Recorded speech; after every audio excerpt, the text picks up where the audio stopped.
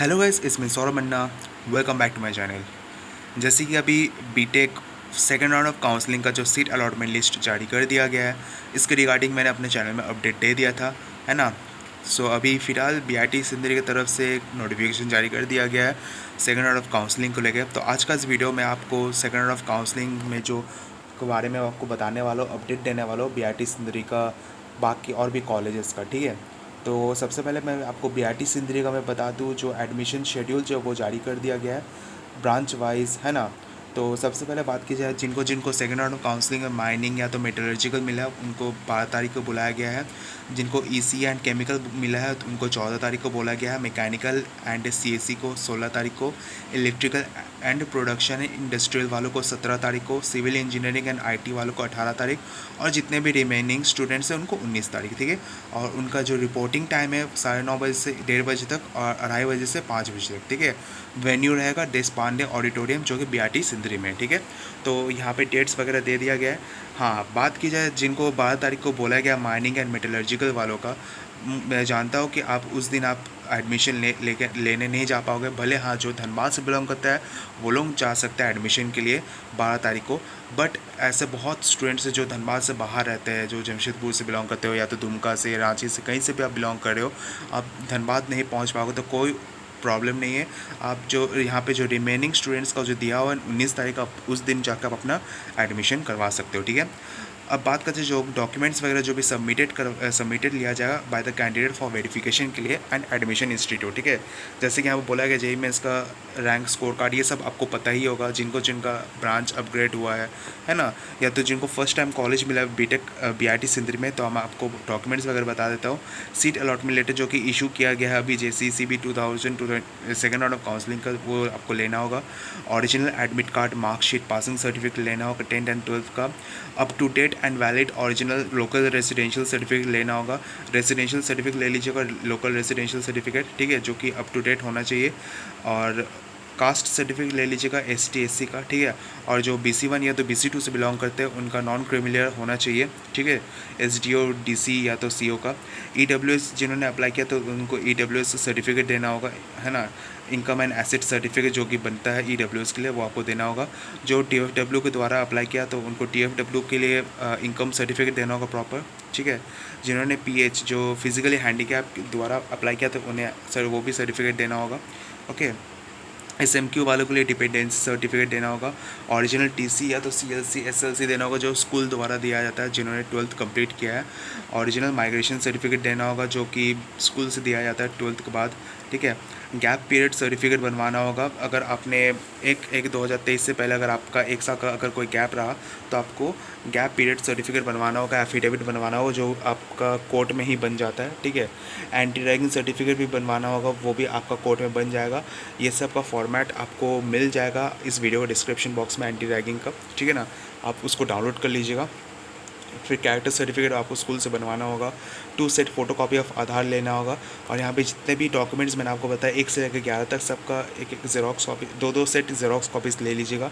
फिर उसके बाद 6 कलर पासपोर्ट साइज़ फ़ोटो ले लीजिएगा, ठीक है। और जो मेडिकल एग्जामिनेशन है उसके लिए मेडिकल सर्टिफिकेट बनाने की कोई ज़रूरत नहीं है, वो कॉलेज में ही आपका हो जाएगा, ठीक है। तो ये आपका क्लियर हो चुका है, ओके।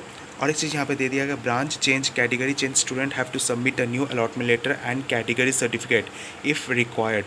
अगर जिनका भी ब्रांच चेंज हुआ या तो कैटेगरी चेंज हुआ है सेकंड राउंड ऑफ काउंसलिंग में, बहुत ऐसे स्टूडेंट्स हैं जिन्होंने सेकंड राउंड ऑफ काउंसलिंग में अपना ब्रांच अपग्रेड करवाने के लिए दिया है। अगर किन्हीं का भी अगर अपग्रेड हुआ है ब्रांच या तो कैटेगरी चेंज हुआ है तो उनको नया अलॉटमेंट लेटर जो कि सेकंड राउंड ऑफ काउंसलिंग का जो अलॉटमेंट लेटर वो आपको ले जाना होगा। और अगर किन्हीं का भी अगर कैटेगरी सर्टिफिकेट अगर किन्हीं का चेंज हुआ है तो उनको कैटेगरी सर्टिफिकेट ले जाना होगा, ठीक है। At institute according to above schedule if seat allotted category change from DFW to any other category then student have to pay the required fee at the institute। TFW के लिए अलग से फ़ी रहता है। अगर जिनको भी अगर TFW के अलावा जिनका भी सीट अगर मतलब कैटेगरी अगर चेंज हो जाता है, मान लीजिए फर्स्ट राउंड ऑफ काउंसलिंग में आपको TFW मिला था बट आपको अभी सेकेंड राउंड ऑफ काउंसलिंग में आपको जनरल सीट में मिल गया तो आपको जनरल कैटेगरी का फ़ीस देना होगा। एनुअल फ़ी और स्टूडेंट फ़ंड फ़ी तो सेम रहता है, स्टूडेंट फ़ंड फ़ी तो सेम रहता है बट एनुअल फ़ी जो है आपको देना पड़ सकता है, देना पड़ेगा आपको अगर आपका चेंज हुआ है तो, ठीक है। तो यहाँ पे डॉक्यूमेंट्स वगैरह बोला गया क्या क्या सबमिट करना होगा, है ना। न्यू सीट अलॉटमेंट लेटर देना होगा, up to date original certificate देना होगा, कास्ट सर्टिफिकेट, ठीक है, जिनका ब्रांच चेंज हुआ है या तो कैटेगरी चेंज हुआ है तो, ठीक है। अगर EWS में अप्लाई हुआ, मान लीजिए अगर फर्स्ट राउंड ऑफ काउंसलिंग में EWS में नहीं मिला था, बट आपको सेकंड राउंड ऑफ काउंसलिंग में EWS में मिल चुका है, तो आपको EWS का सर्टिफिकेट देना होगा, ठीक है। और यहाँ पे जो भी डॉक्यूमेंट्स बोला गया जिनका भी ब्रांच वगैरह या तो कैटेगरी चेंज हुआ उनके लिए है, ठीक है। जब आप एडमिशन के लिए जाओगे, जिस डेट में आप एडमिशन के लिए जाओगे उससे पहले एक लिंक दिया है, इस लिंक को ओपन करके गूगल फॉर्म भरना होगा, जिसमें से जो भी डिटेल्स आपसे मांगा जाएगा वो सब डिटेल्स आपको भरना होगा। नाम, किस कैटेगरी में आपको सीट मिला है, किस कैटेगरी से आप बिलोंग करते हो, क्या ब्रांच मिला है ना। आपका जो डॉक्यूमेंट्स वो आपको अपलोड करने के लिए बोला जाएगा, सारी चीज़ इसमें बोला गया, ठीक है। उसका branch category change, students who have already taken admission required to update edit the branch and seat allotted category in the Google form on the above link and upload the new seat allotment letter. अब जिनका भी branch या तो college upgrade हुआ है, जिनका भी branch या तो कॉलेज अपग्रेड हुआ है या तो कैटेगरी अपग्रेड हुआ है, तो उनको क्या करना होगा, उनको भी ये गूगल फॉर्म भरना होगा। और जो गूगल फॉर्म भरने के बाद जो भी सारे डिटेल्स वो आपको चेंज करना होगा, ठीक है। फॉर एग्जाम्पल मान लीजिए आपको फर्स्ट राउंड ऑफ काउंसलिंग में चाईबासा मिला था, बट आपको सेकेंड राउंड ऑफ काउंसलिंग में BIT मिला, तो आपको वो चेंज करना होगा। अगर आपका ब्रांच चेंज अगर आपका हुआ है तो वो आपको ब्रांच भी मेंशन करना होगा, साथ चीज़ यहाँ पे दिया हुआ, ठीक है। फीस स्ट्रक्चर करते हो यहाँ पे दिया ही हुआ कि annual fee and student fund fee, है ना, दोनों चीज़ आपको पेमेंट करना है, ठीक है। जो जनरल EWS BC1 BC2 से बिलोंग करते हैं उनका 7,732 रुपीज़ देना होगा। ST SC वालों के लिए 1,957 एंड गर्ल्स TFW वालों के लिए 32 रुपीज़, ठीक है। एंड स्टूडेंट फंड फी जो है वो सबके लिए सेम है।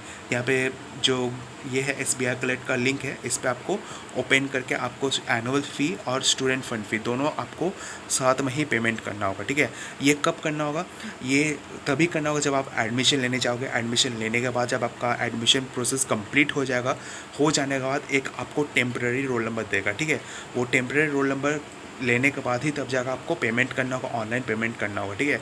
तो आप लोग अपना डेबिट कार्ड ज़रूर ले जाइएगा, ठीक है। साथ ही में जो भी आपका यहाँ पे पैसा बोला गया वो पैसा आप अपना अकाउंट में डलवा लीजिएगा। डलवाने के बाद जब आप कॉलेज में जाओगे, जब आपका एडमिशन कंप्लीट हो जाता है तो उस वक्त आपको पेमेंट करना होगा डेबिट कार्ड के माध्यम से या तो UPI के माध्यम से आपको पेमेंट करना होगा, ठीक है। यहाँ पे सारा चीज़ मेंशन कर दिया गया है, ओके। बाकी कॉलेजेस के बारे में बात की जाए तो जिनका भी अगर ब्रांच चेंज हुआ है या तो कॉलेज चेंज हुआ है या तो फर्स्ट टाइम कॉलेज मिला, तो आप जाकर एडमिशन्स वगैरह करवा लीजिएगा। अगर किन्हों का भी अगर कॉलेज चेंज हुआ है, फॉर एग्जाम्पल मान लीजिए जिनको रामगढ़ मिला था पर उनको चाईबासा मिल गया है, ठीक है, तो रामगढ़ कॉलेज में जाकर अपना डॉक्यूमेंट्स पैसा लेके फिर आपको चाईबासा में जाकर अपना एडमिशन लेना होगा, ठीक है। फॉर एग्जाम्पल मान लीजिए जिनको भी अगर चाईबासा मिला था बट उनको यूसेट हज़ारीबाग मिल चुका है, तो चाईबासा कॉलेज से जाकर अपना डॉक्यूमेंट्स पैसा लेके फिर अपना यूसेट में जाकर आपको एडमिशन लेना होगा। कोई भी अगर किसी का भी ब्रांच या तो कॉलेज चेंज हुआ, सबसे पहले जो फर्स्ट राउंड ऑफ काउंसलिंग में जो आपको कॉलेज मिला था वहाँ जाकर आपको सारा डॉक्यूमेंट्स पैसा लेना होगा, तभी जाकर आप सेकेंड राउंड काउंसलिंग में जो आपको कॉलेज मिला है वहाँ पे जाकर आपको एडमिशन लेना पड़ेगा, ठीक है। तो उम्मीद करता है आपका सारा डाउट क्लियर हो चुका है। तो जाइए अलॉटमेंट लेटर डाउनलोड कर लीजिए और जो भी डेट्स बोला गया है उसी के हिसाब से अपने एडमिशन्स करवा लीजिए। और जैसे जैसे इस प्रोसीजर में बोला गया है वही चीज़ फॉलो करना होगा, ठीक है। गूगल फॉर्म जब आप एडमिशन के लिए जाओगे उससे पहले आपको गूगल फॉर्म भरना होगा। जिनका भी ब्रांच या तो कॉलेज चेंज हुआ है उनको फिर से गूगल फॉर्म भरना होगा, उसको एडिट करना होगा, ठीक है। तो करने के बाद फिर आपको जितने भी पेमेंट, अगर मान लीजिए किन्हीं का भी अगर ब्रांच या तो कैटेगरी चेंज हुआ है तो उनको पेमेंट करना होगा उसी के हिसाब से, है ना। तो जैसे जैसा बोला है वैसे वैसे आपको फॉलो करना होगा, ठीक है। तो उम्मीद करता है आपका सारा डाउट क्लियर हो चुका है। तो वीडियो को यहीं पे एंड करते हैं। वीडियो को अच्छी लगे वीडियो को जरूर लाइक कीजिएगा, ज़्यादा से ज़्यादा शेयर कीजिएगा एंड सब्सक्राइब करना ना भूलिएगा। मिलते हैं अगले वीडियो पर अगले कंटेंट के साथ। Thank you.